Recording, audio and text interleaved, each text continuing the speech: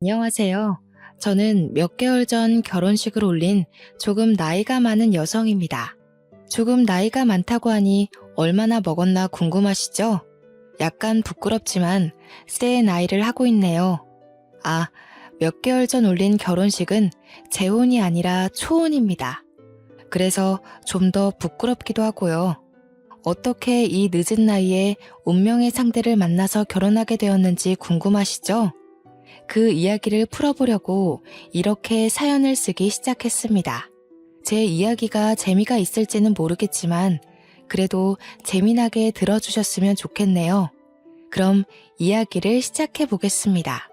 저는 어떻게든 성공하겠다는 일념 하나로 악착같이 대학을 졸업하고 취업 준비를 했습니다. 27살의 나이에 대기업 공채에 합격해서 무려 15년이라는 세월을 회사 일에만 매진하면서 살았네요. 그 15년 동안 몇 번이고 때려치고 싶다는 욕구가 솟아오를 정도로 힘들고 치사했지만 능력만큼은 출중했기에 승진 또한 빨랐습니다. 동기들 중에 대부분은 결혼하고 그만두고 육아휴직 중에 그만두고 하는 일이 많았거든요.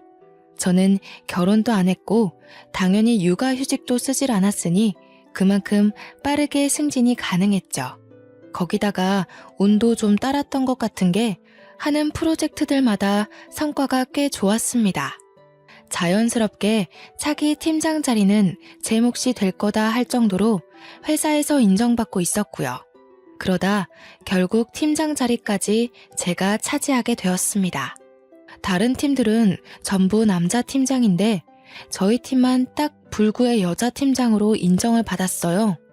다른 동기들은 아직도 과장에 지방 전출에 전전긍긍하는 사람들도 많았고요.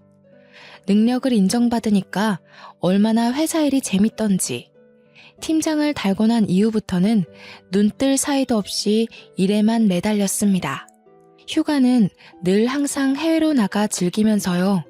근데 친구들도 하나둘 결혼하고 애도 키우고 하다 보니 점점 저랑 놀아줄 사람이 없더라고요. 유일한 노처녀로 자리를 잡고 나니까 휴가도 혼자 가는 일이 많아지고 주말에 같이 술 먹고 스트레스 풀어줄 친구가 하나 없더라고요. 그렇다고 팀원들 보고 주말까지 같이 놀자고 하는 나쁜 상사는 아니었고요. 나이 40이 넘어가니까 정말 하루하루가 재미없는 일뿐이었어요. 쳇바퀴처럼 돌아가는 회사 일에 짜여 맞춰진 제 일상이 지루했습니다. 새로운 자극이 필요하다고 생각이 들어서 운동도 해보고 그림도 그려보고 취미 생활을 찾아 나섰어요. 그런데 그것도 다 나이가 걸리더라고요. 젊고 화려한 사람들 가운데에 폭삭 늙은 40대가 끼려니 눈치도 좀 보이고 그렇다고 집에만 있자니 좀이 쑤셔서 못 살겠고 그즘 시집 못 간 노처녀라고 집에서나 밖에서나 엄청나게 구박을 받았어요. 저희 팀 실적이 좋아지면 옆 팀에서 셈이라도 나는지 팀원들에게 노처녀 상사 밑에서 고생하니까 그 정도 성적이 나오는 거라며 제 능력을 깎아내리기도 하고요. 명절만 되면 삼촌들이고 고모들이고 저를 물어뜯지 못해서 안달이 난 사람처럼 굴었고요. 명절에 회사 일 핑계대고 피하는 것도 한두 번이지 회사 일 뭐 저 혼자 하나요? 매번 출근한다고 거짓말을 하기도 어렵고 어쩌다 설에 한번 집에 있었더니 난리도 그런 난리가 없더군요. 저희 아버지께서 장남이시거든요. 뼈대 있는 집안인의 머네 하면서 장남이 굳은 일 다 하고 제사 다 가져간 그런 집안 있잖아요. 우리 엄마가 참 많이 고생하셨죠. 아무튼 설에 저희 집으로 모든 친척들이 다 모인 거예요. 안 그래도 우리 고모들이 저를 벼르고 있었는지 어쨌는지 저를 보자마자 시집은 언제 가냐고 바로 공격을 하시더라고요. 일에 미쳐 사니까 남자가 없는 거 아니겠냐고 잔소리를. 우리 엄마도 저한테 그런 소리를 안 하는데 왜 고모들이 저한테 그러는지 이해가 안 갈 뿐이었습니다. 저보고 뭐라는 줄 알아요? 대기업 팀장식이나 달고 있으면서 얼굴 꼬라지가 그게 뭐냐요. 보톡스나 필러 같은 거 하나 안 맞냐면서 관리를 좀 하라고. 그러다가 젊은 애들한테 치여서 정말 평생 혼자 살아야 된다고 이제 주제 파악을 좀 하라는 거예요. 더 늙으면 애를 낳고 싶어도 못 낳는다. 입만 열면 잔소리를 해대는데 내가 왜 설에 출근을 안 했을까 엄청나게 후회했죠. 거기다가 제가 고모가 셋이나 있거든요. 근데 그 집 아들들이 죄다 하나같이 실패작이나 다름없어요. 하나는 식당 하다가 말아먹은 이후로 빚만 잔뜩이라 일용직 노동자로 살고 있다고 하고, 하나는 툭하면 회사를 때려쳐서 사회생활한 지 꽤 됐는데도 만년 대리. 그것도 중소기업 전전긍긍하면서 그 나이에 대리로 숙이고 산다고 엄청 불쌍한 놈 취급을 해대는데 솔직히 한심하죠. 마지막 하나는 그냥 취업도 포기하고 PC방에서 먹고 놀고 자고 하는 백수나 다름없고요. 그러니 대기업에 팀장직 달고 있는 제가 얼마나 눈꼴 시렵겠어요? 그것도 지들은 다 아들인데 저는 딸이잖아요. 남아 선호 사상이 짙게 깔린 이 집 구석에 유일한 딸. 근데 하필이면 제일 성공한 게 그 딸이라니. 하지만 저라고 가만히 있었던 건 아니죠. 제가 저런 더러운 꼴 일일이 당하고 있었으면 대기업 팀장 자리에 곱게 앉아있을 수 있었겠어요? 제가 얼마나 싸움닭인지 모르고 저한테 덤비는 거나 마찬가지였죠. 하도 시집가라 난리를 치길래 저도 똑같이 해줬어요. 사촌들은 돈이 없어서 장가를 못 가나? 아님 직업이 없어서 장가를 못 가나? 고모들이 눈에 쌍심지를 켜고 저를 째려보는 게 느껴졌습니다. 저희 엄마가 저를 말리려고 슬쩍 다가왔지만 아예 모른 척하고 속을 더 뒤집어 놨어요. 걔네들은 왜 그러고 산대요? 첫째 사촌은 심지어 이혼도 당했다면서요? 식당 말아먹어서 쫓겨났다던데 진짜야 고모? 첫째 고모가 거품고 쓰러지려는데 둘째랑 막내 고모가 저한테 너무한 거 아니냐고 막 그러더라고요. 고모 새끼리 똘똘 뭉쳐가지고 아주 저를 잡아먹으려고 드는데 그 꼴도 너무 웃긴 거 있죠? 저한테 싸가지가 없어서 어쩌냐 하길래 저도 알아요 하고 그냥 한 귀로 듣고 한 귀로 흘렸습니다. 점점 분위기가 험악해지자 아빠가 저보고 다음부터는 제사며 명절이며 그냥 밖에 나가 있으라고 한숨 푹 쉬시대요. 제가 하는 말이 솔직히 틀린 말은 아니니까 저한테 뭐라고 하진 못하고 그냥 피해 있어달라 뭐 이런 거겠죠. 저야 잘된 일이니까 알겠다고 했어요. 그날 제 뒤통수에 대고 거의 저주를 퍼붓는 고모들을 뒤로하고 밖으로 나와 커피만 진탕 마시다가 집으로 돌아갔네요. 고모들 다 갔으니까 저녁 먹으러 들어오라는 엄마의 말에 신이 나서 집에 갔는데 약간 분위기가 요상한 거예요. 머릿속에서 사이렌 소리가 들리는 것 같고 아빠랑 엄마의 표정도 비장하고 이거 이대로 쫓겨나는 건가 싶어서 슬그머니 눈치를 보고 있는데 저한테 갑자기 선 볼 생각 없냐고 묻더라고요. 선이라니 너무 소름 돋고 싫었어요. 제가 몸을 부르르 떨면서 진절머리를 치니까 부모님이 결단을 내린 듯 저한테 일방적으로 통보를 하셨습니다. 저는 그날 이후로 필사적으로 도망을 다녔어요. 이야기를 대충 짜맞춰 보니 막내 고모가 제 선자리를 주선했던 거더라고요. 아니, 자기 아들이 PC방이나 돌아다니는 백수인데 저한테 선자리를 주선했음 얼마나 좋은 사람을 주선했겠어요? 제 인생 망하기만을 기도하는 사람 중 하나인데 절대로 응답할 수 없었죠. 하지만 엄마 아빠는 이미 막내 고모한테 넘어간 거나 다름없었어요. 저보다 2살 연상인 남잔데 자기 앞가림 잘하는 사람이라고 침 튀기게 설명했나 보더라고요. 당연히 제 의사와는 상관없이 선자리를 마련하기로 약속을 했다고. 아, 진짜 제 인생에는 왜 이렇게 가시밭길이 넘쳐나는 건지. 제 인생 제가 알아서 살게 내버려두면 안 되는 걸까요? 미루고 미뤘는데 어느 날 밥이나 함께 하자며 부모님이 저를 불렀고 어쩔 수 없이 한정식 집에서 부모님을 기다렸습니다. 하지만 그 자리에 나온 건 부모님이 아니라 웬 남자였어요. 저는 직감했죠. 이 남자가 막내 고모가 주선한다던 그 남자구나. 그 자리에서 박차고 일어날 수도 없고 어쩔 수 없이 밥이나 한 끼 든든히 먹으러 나온 거다. 주문을 외우며 자리에 앉았습니다. 어차피 공짜 밥일 텐데 평소에 못 먹는 거 실컷 먹자는 느낌으로 말이죠. 근데 이 남자 밥 먹는 매너가 참 좋더라고요. 직업도 의사라던데 그래서 그런지 손이 참 예쁘게 생긴 사람이었어요.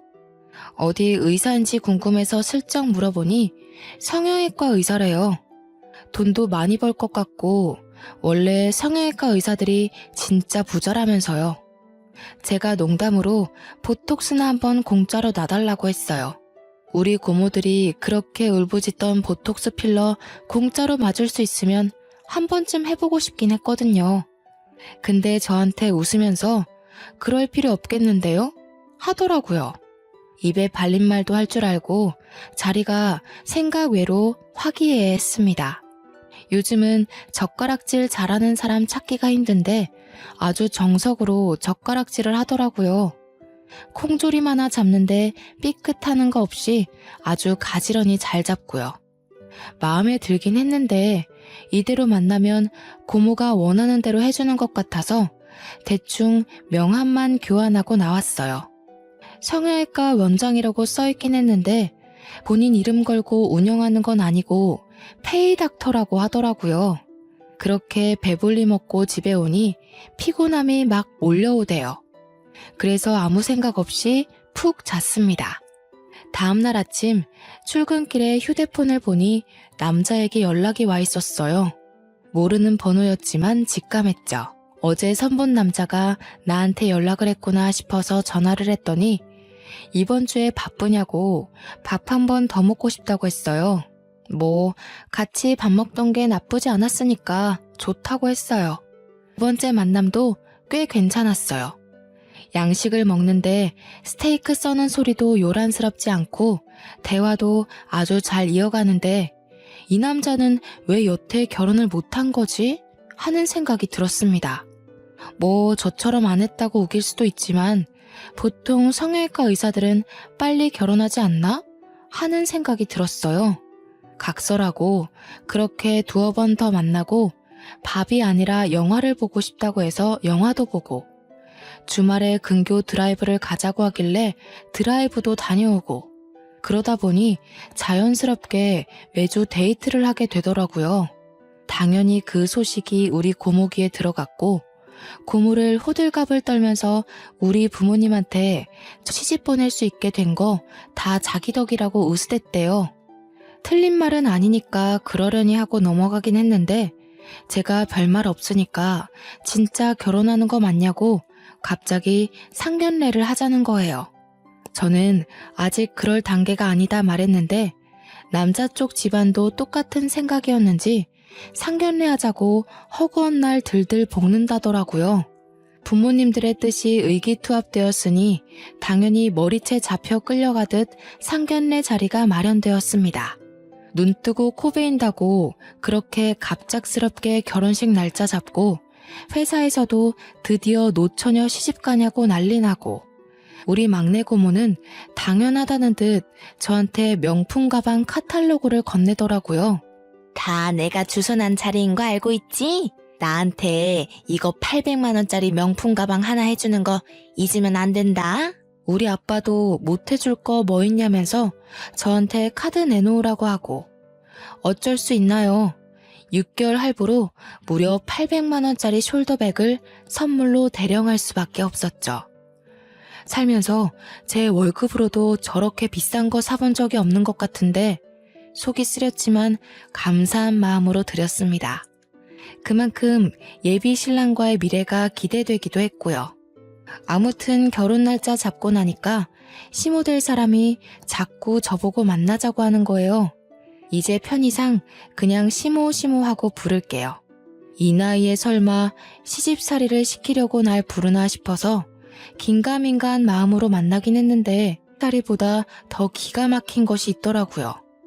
저는 정말 상상도 못했던 일이 벌어졌습니다. 저한테 만나자마자 종이 한 장을 쓱 들이밀더라고요. 이게 뭔가 싶어서 줄줄 훑어보는 보니까 가관도 아닌 거예요, 글쎄. 결혼 서약서라고 적혀있는 종이에는 각종 질문들이 막 적혀 있었어요. 저한테 펜 하나를 건네면서 여기에 빽빽하게 채워 넣으라고 딱 팔짱 끼고 앉아서 명령을 하는데 기가 찼습니다.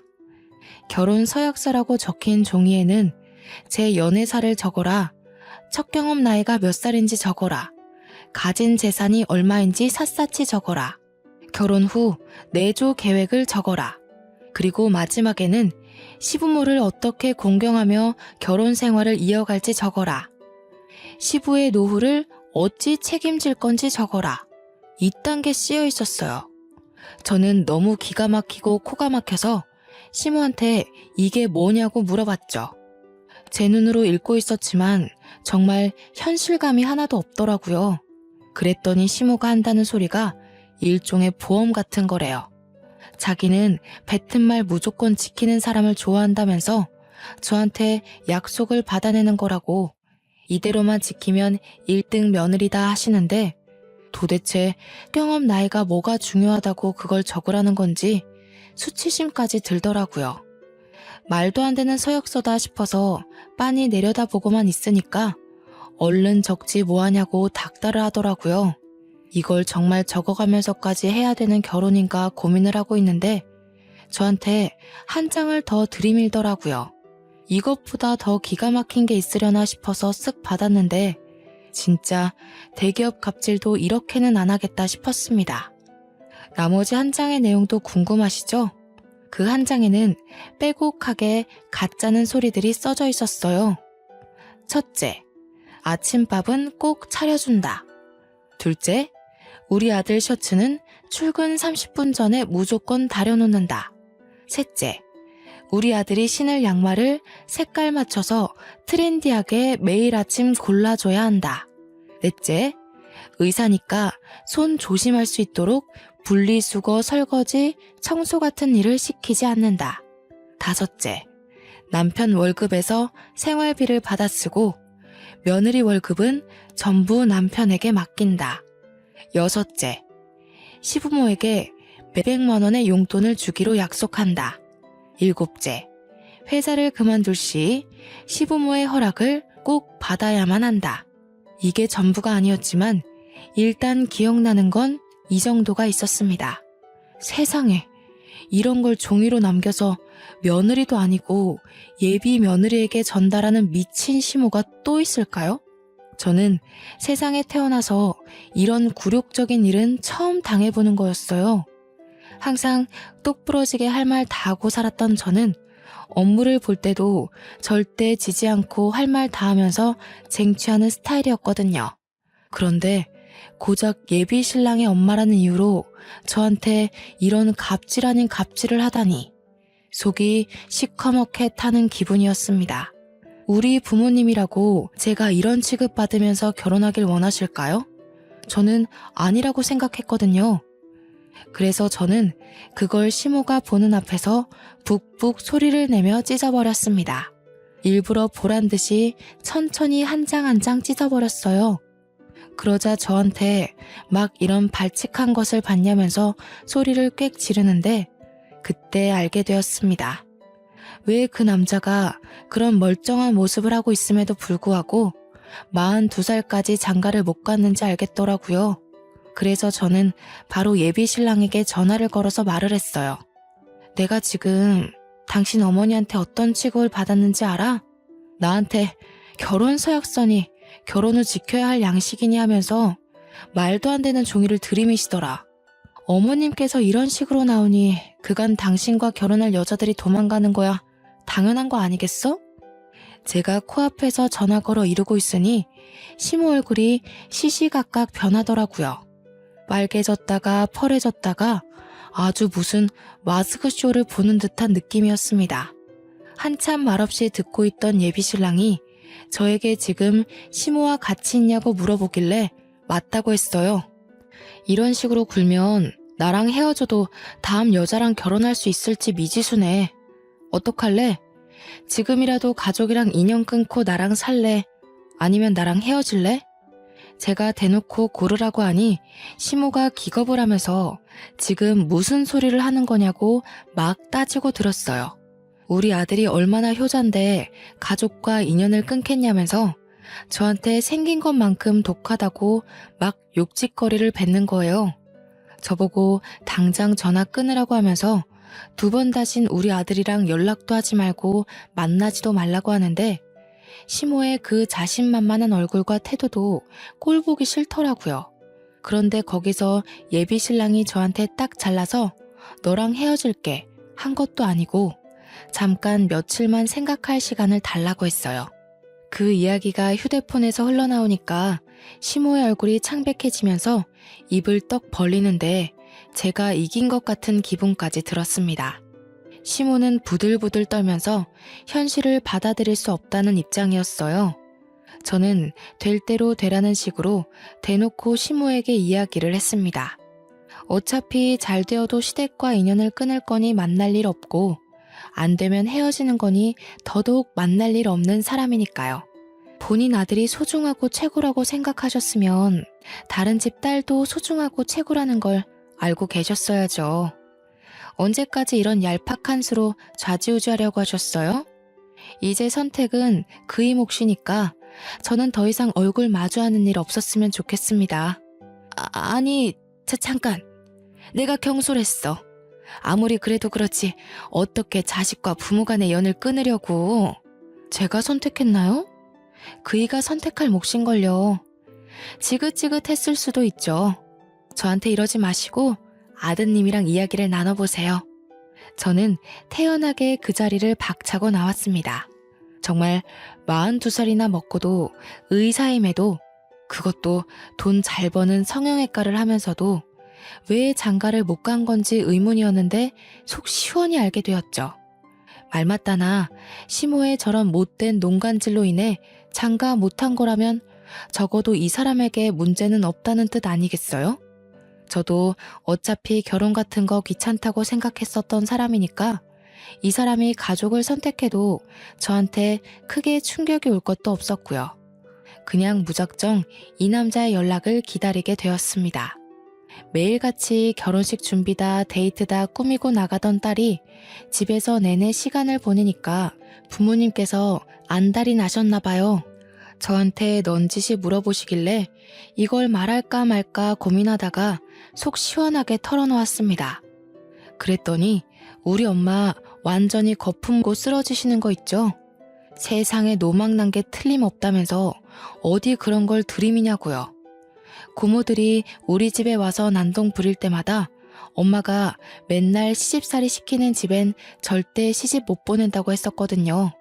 저한테 똑 부러지게 아주 잘했다고 칭찬을 입에 침이 마르게 하셨어요. 제가 생각해도 좀 똑 부러지는 처사였다고 생각하고요. 집에서도 제 편을 들어주니 마음이 든든해지더라고요.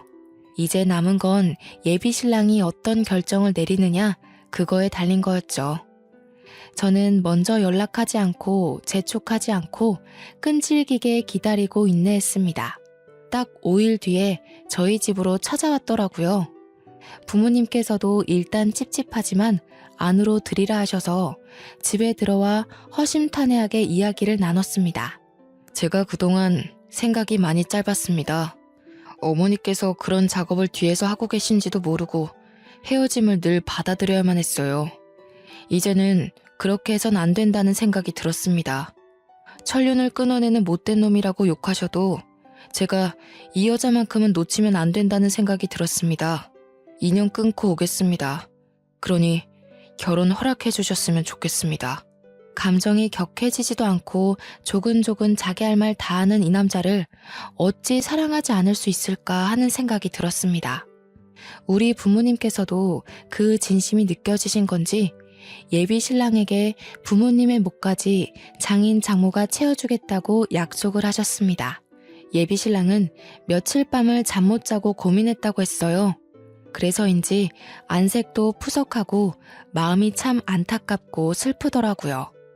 저는 고민 끝에 저에게 와줘서 너무 고맙다고 앞으로 우리 둘이 행복하게 살자고 약속을 했습니다. 결혼식도 간소하게 정말 부를 사람들만 불러서 우리끼리 진행하기로 약속했고요. 이리저리 뿌린 데가 많다며 아빠는 조금 난색을 표하셨지만 우리 둘의 결정에 토달지 말라고 제가 강력하게 이야기했습니다. 이인은 가족까지 버리고 온 마당에 자기 손님 챙겨서 어떻게 결혼하냐고 따졌더니 아빠도 그냥 알겠다고 마시더라고요. 앞으로 이런 일 없게 하겠다고 서로 단단히 약속을 걸고 그날은 우리 집에서 거하게 술도 마시고 밥도 먹었습니다. 예비 신랑과 저는 앞으로 행복하게만 지내자고 했어요. 그런데 문제는 여기서 또 한 번 터지게 되었습니다. 우리 막내 고모가 저랑 남편을 이어준 거였다고 했잖아요. 굳이 선자리를 들이밀어서 저와 남편을 만나게 해준 1등 공신이기는 하나 속사정이 따로 있었던 거였어요. 고모가 집으로 찾아와서 아빠한테 난리를 쳤다는 거예요. 엄마가 몰래 전화 걸어서 이야기를 해줬는데 글쎄 아빠한테 이 결혼 절대 시키면 안 된다고 그 집 완전 또라이 집안이라고 욕을 했대요. 아빠는 이게 또 뭔 소린가 싶어서 이야기를 잠자코 들었대요. 근데 막내 고모가 한다는 소리가 그 집 시어머니가 엄청난 집착쟁이고 아들이라면 치마폭에 쌓아 키워가지고 거의 뭐 아들 스토킹하는 수준이라고 욕을 했대요. 제가 시집가면 그 집에서 평생 종노릇 해야 될 거라면서 절대 결혼시키면 안 된다고. 자기도 그거 나중에 듣고 알아서 지금 한달음에 달려온 거라고 하면서 미리 알아서 다행이지? 고맙지? 그랬다는 거예요. 아빠가 이건 또 뭔 소린가 싶던 거죠. 그래서 막내 고모한테 그래도 사위가 자기 집이랑 연 끊고 살기로 했다고 이야기하면서 일단 선 마련해 준 건 고맙다고 했대요. 인연이 이어지려고 하니까 어떻게든 이어진다면서요. 근데도 불구하고 고모가 집에서 안 나가고 버티면서 당장 헤어지라고 하라니까 하면서 소리를 지른 거죠. 뭔가 이상하게 생각한 엄마가 첫째 고모랑 둘째 고모한테 막 전화해서 물어본 거예요. 아무것도 모르는 척 하면서요. 아니, 막내 고모가 갑자기 우리 사위네 집안을 폄하하면서 이야기하니까 찝찝해서 그러죠 뭐. 언제는 간이고 쓸개고 빼줄 것처럼 빨리 결혼하라더니 왜 저러는지 몰라? 아직도 몰라? 근데 이상하네. 선자리 주선해준 것도 막내가 그 집에 돈 빌려서 대신 선자리 주선한 거잖아. 근데 갑자기 왜 또 마음을 뒤집고 결혼하지 말라고 난리지? 엄마가 모르는 척 되물었대요. 돈을 빌렸다뇨?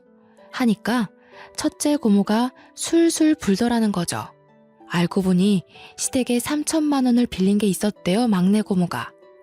하나뿐인 아들이 맨날 PC방 전전긍긍하다가 돈이 없어서 중고마켓 사기를 쳤는데 그게 줄줄이 엮여서 합의금을 냈어야 했다네요. 급하게 3천만 원이 필요한데 우리 집에는 이미 빌려간 돈도 있었고 하니까 그나마 돈 있는 제 시댁에 빌렸던 거죠. 근데 시댁에서 3천만 원 안 갚아도 되니까 좋은 여자 선자리 하나 알아봐 달라고 한 거예요. 그래서 고모가 옳다구나 싶어가지고 저를 들이민 거죠. 나중에 말 바꾸고 싶어도 가족 사이에 돈 달라고 하기도 애매하고 하니까 술을 쓴 거예요. 마침 제가 대기업에 다니고 있었고 연봉도 억 단위니까 어디 가서 꿀리지도 않고요. 고모가 제 연봉을 막 말하면서 며느리가 대기업 다니니까 매달 용돈 받으면서 살면 3천만 원보다 더 이득이다. 이런 식으로 꼬신 거예요. 예비시댁도 계산기 두드려보니 틀린 말도 아니고 거기다가 한 번 만나고 오니 아들도 제가 좋다고 하고 그래서 시댁에서 좋다고 저 소개받고 3천만 원의 빚을 탕감해주기로 했는데 그 결혼 서약서 때문에 모든 게 틀어진 거예요. 아들이랑 며느리 피 빨아먹으면서 노후 떵떵거리고 살겠다 싶었는데 아들이 뜬금없이 결혼 성공하고 싶다며 부모와 절연을 선언해버렸으니까요. 그러니까 막내 고모한테 그 불똥이 팍 튄 거죠. 너 때문에 다 망했다. 다 우리 아들 돌려내라. 파혼시켜라. 어떻게든 이 결혼 못 막으면 너 나한테 3천만 원 당장 갚게 될 줄 알아라 하면서요. 고모는 단돈 3천만 원 때문에 저를 팔았다가 지금은 수습하느라 계속 저희 집에 찾아와서 제 결혼을 뜯어말리는 거였고요. 사건의 전말을 알게 된 부모님께서는 800만 원짜리 가방 괜히 사줬다면서 당장 그거부터 찾아오자고 하셨습니다. 저는 사건이 하루 걸러 마구마구 터지니까 정신이 없었어요. 그 와중에 저를 3천만 원에 팔아먹고 저한테 800만 원짜리 명품백까지 뜯어낸 막내 고모를 경멸하게 된 건 당연한 거고요. 제 이야기를 들은 예비 신랑도 진짜 표정이 딱 굳어버리는데 무섭더라니까요. 아빠가 안 그래도 고모네 집 찾아간다고 벼르고 있는데 막내 고모가 또 집으로 찾아왔더라고요. 하필이면 제가 집에 있을 때 찾아와서는 저한테 막 이 결혼하지 말라고 난동을 치는 거예요. 저희가 3천만 원에 대한 속사정을 모르는 줄 알고 저한테 막 예비 신랑 험담까지 하는데 우리 엄마가 참다 결국 폭발하고 말았죠. 아니 신우, 너무한 거 아니에요? 우리 딸한테 선자리 주선한 것도 그 3천만 원 때문이라면서요. 근데 이제 와서는 3천만 원 갚으라니까 결혼하지 말라고 난동을 부려요? 아니, 올케가 그걸 어떻게 알았어요? 내가 진짜 일이 꼬일라니까 한도 끝도 없이 꼬이네. 사정 다 알았으니까 내가 솔직하게 이야기할게요. 그 집에 3천만 원 대신 갚아줘요 그럼.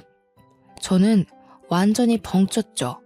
그 돈 빌려다가 아들내미 합의금으로 써놓고 이제 와서 왜 우리 보고 보따리 내놓으라는 격인지 제가 코웃음을 뻥치니까 막내 고모가 씩씩거리면서 저보고 너만 아니었으면 일이 이렇게 꼬일 것도 없었다고 하더라고요. 솔직히 그 서약서가 뭐가 어떻고 어떻다고. 그냥 네네 하고 받으면 되지. 그걸 따박따박 따지고 들어서 일을 이렇게 만들어? 이래서 여자가 사회생활 오래 하고 그러면 피곤한 거야. 아무리 그래도 집안 어른인데 네가 그러면 되겠니? 고모가 돈 갚아야 해서 이러는 거지. 내가 잘못한 거 하나도 없거든요. 선택은 신랑이 한 거지 제가 종용한 게 아니라고요. 그리고 그 3천만 원을 왜 우리가 갚아요? 고모 아들이 사고쳐서 합의금 낸 건데 우리가 왜 갚아주냐고요. 고모가 저한테 삿대질을 하면서 저리 정이 없냐고 돈도 잘 버는 게 돈 좀 주면 안 되냐 막 그러는데 진짜 사람이 이렇게 뻔뻔할 수도 있는 건지. 그 말을 듣던 아빠가 화가 머리끝까지 차오르셨는지 막내 고모한테 지금 당장 나가라고 꼴도 보기 싫다고 소리치니까 그제서야 좀 목소리가 줄어들더라고요. 우리 아빠 진짜 무서운 사람이긴 하거든요. 동생들한테 한없이 다정하고 착하게 굴다가도 수틀리면 눈도 안 마주치고 끝까지 꽁에 있는 그런 사람이요. 3천만 원만 갚아주면 당장 나간다니까. 내가 오죽하면 이러겠냐고 오빠. 이게 아직도 정신 못 차리고 무슨 소리라는 거야 진짜. 우리 딸이 너한테 800만 원짜리 가방 사준 것도 내가 다 알고 있다고. 그걸 네가 무슨 자격이 있어서 받아? 그 가방부터 내놔. 그러니까 고모 얼굴이 새하얗게 변해서는 우물쭈물 하더라고요. 암만 그래도 800만 원짜리 가방을 빼앗기긴 싫겠죠. 그러면서 아주 얄밉게 이야기를 하더라고요. 내가 급전이 필요해서 그 가방 팔아서 없어. 800만 원짜리라더니 금매로 파니까 500만 원밖에 안 주더라. 이왕 받을 거 더 큰 걸로 받았으면 이런 일도 없었을 텐데. 너 지금 그걸 말이라고 하는 거야? 당장 따라 나와. 고모네 집이 우리 집이랑 동만 다른 같은 아파트였거든요. 아빠는 제 팔을 덥석 잡고는 앞에 있는 고모한테 앞장서라고 했어요. 고모가 말귀를 못 알아들으니까 당장 너네 집으로 가자고 하면서 고모의 등을 떠밀었습니다. 고모가 뭐 별 수 있나요? 아빠의 불아리는 눈에 고모가 잔뜩 쫄아가지고 현관문을 열었습니다. 아빠가 문 열리자마자 집안을 샅샅이 뒤지기 시작했어요. 그러더니 옷방에서 가방을 하나 꺼내오더라고요.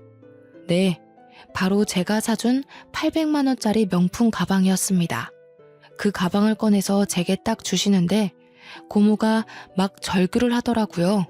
아니, 치사하게 줬다가 뺏는 게 어딨어? 그리고 따지고 보면 내 덕에 둘이 결혼하는 건 맞잖아. 그 가방 내 거야. 소란 피우지 말고 얌전히 있어. 이거 사주라고 내 딸한테 말한 게 쪽팔리다 쪽팔려. 그러면서 저한테 이거 환불하기 늦었냐면서 저보고 가지라고 던져주었어요. 제 돈으로 산 거니까 제가 갖는 게 맞죠 뭐. 팔았다고 거짓말한 것도 가방 빼앗기기 싫어서 마지막 발악을 한 것 같은데 결국엔 찾아내서 가지고 오니까 고모가 막 매달리더라고요. 저한테 이미 준 거 아니냐고 제발 달라고 막 애원을 하는데 이깟 가방이 뭐라고 이렇게까지 하나 싶었습니다. 제 바지가랑이 붙잡고 매달리는 고모의 손을 아빠가 탁 쳐내더니 그러길래 남의 일에 뭐 그리 참견을 해대냐며 잔소리를 퍼부었습니다. 저는 속으로 얼마나 고소했는지 몰라요. 고모들이 매 명절마다 찾아와서 잔소리할 때 아빠는 그냥 듣고만 있었는데 그게 마음에 다 쌓여 있었나 봐요. 우리 딸은 너희 아들이랑 달리 사고도 안 치고 똑부러지게 자기 할 일 다 하는 녀석이라고 하면서 이깟 가방 네 아들 보고 사달라 해라 하시는데 엄마도 뒤에서 엄지척 하시고 저도 아빠에게 새로운 모습을 본 것 같아서 속으로 박수를 막 쳤습니다. 아빠가 딱 쐐기를 박으셨어요. 너 그 3천만 원 갚을 때까지 내 눈앞에 띄기만 해봐 아주. 감히 우리 딸 가지고 장사한 것도 열이 받아 죽겠는데 나더러 네가 빌린 3천만 원까지 갚아달라는 소리를 해대? 고모가 아무 말도 못하고 우물쭈물 있자 아빠는 혀를 끌끌 찼습니다. 스스로 벌어서 그 돈 다 갚으면 그때 얼굴 보고 살 테니까 그 전까진 얼굴 비추지도 말어. 명절이고 생일이고 은근슬쩍 낄 생각하지 말란 말이야. 넌 그 돈 갚을 때까지 내 동생도 아니다. 알겠냐? 고모는 막 울면서 오빠는 자기 마음은 하나도 몰라주고 어떻게 그럴 수 있냐고 막 오빠 미워 라며 소리를 질렀죠.